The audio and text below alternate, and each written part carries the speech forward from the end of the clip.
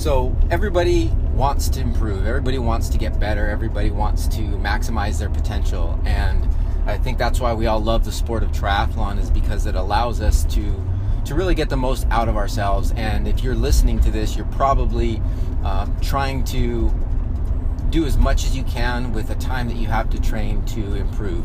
And so you know that consistency is probably the number one thing that you can implement on a regular basis to bring about the results that you want. But I'd like to talk to you about, just real briefly, about a topic that is very important to your overall goal of training and the goal of improving in the sport, and that is related to running. And so often what I see as a coach is athletes come to me and they're frustrated by their run, and the run is obviously the last event of the 3 disciplines, and what I commonly hear is things like I just fell apart on the run, I just didn't have it, my legs wouldn't move, I just felt like even a slow pace was incredibly difficult, and it's natural to automatically identify the run as the root of the problem. And especially if you're not a runner, if you're not a seasoned runner, then it's very logical to say, yeah, I'm just not a runner, and that's why I didn't do so well. And since you are concerned with improving and you are concerned with getting better, you go back to your next round of training and you decide that you're going to put in more running and maybe some more intensity, and you race again and you face a similar problem. And so as a coach, I see this a lot, and as I help athletes to improve, as I help athletes to get better in the sport of triathlon, what I often do is I have them back off of their running a little bit. Sometimes it's backing off of their volume, sometimes it's backing off of their intensity, and sometimes for the most driven and focused athletes, it's doing a little bit of both. And so I'd like to address intensity. And so in a triathlon, in training, I see athletes that often run too hard in their speed work sessions. And by too hard, I mean they treat their speed work like a typical track session where they're pretty much at their top end, sub 5K effort for 5 and 7 minutes at a time. And while this can be very effective at improving your standalone run times and improving your speed as a pure runner, as a triathlete, it comes at a cost, and that cost is typically strength on the bike. And so what I do is I follow the underlying principle that triathlon is not a single discipline, but it's a combination of all 3 disciplines of the swim, the bike, and the run.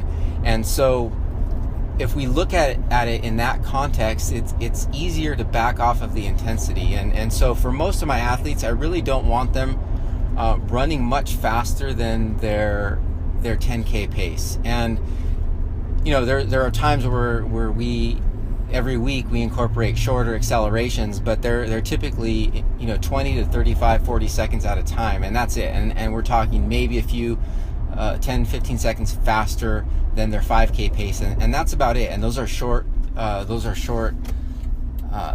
intervals, like I said, 20 to about 40 seconds, and that's it. For the sustained stuff, 10K pace is really about all an athlete needs to stimulate the speed. Because keep in mind, in a triathlon, specifically I'm referring to Ironman and half-Ironman, we're not looking to run anything that is beyond our potential.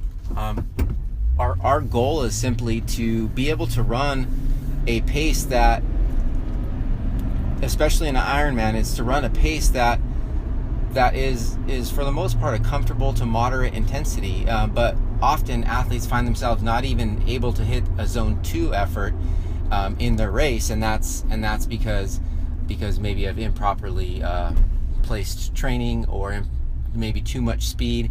And the reason athletes fall apart is because if an athlete is spending time developing their running speed, they're taking away from the bike, and And that's where you're going to get the most bang for your buck. Obviously, everything is important, but the bike is really important because the strength that you build on the bike will carry over to your run.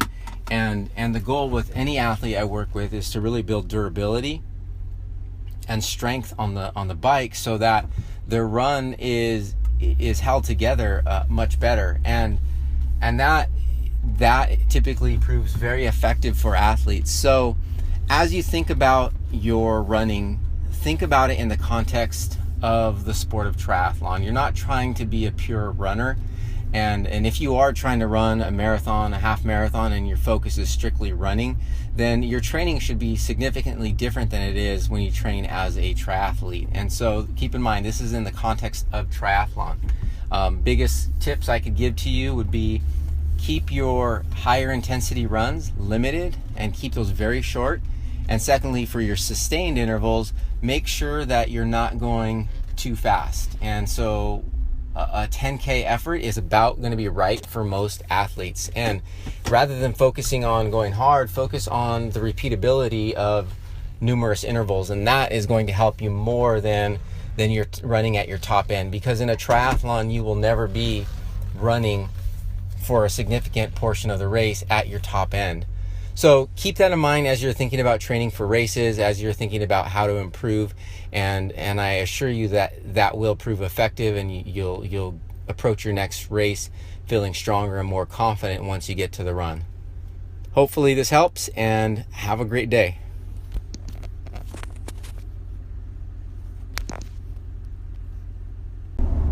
So everybody wants to improve, everybody wants to get better, everybody wants to maximize their potential, and I think that's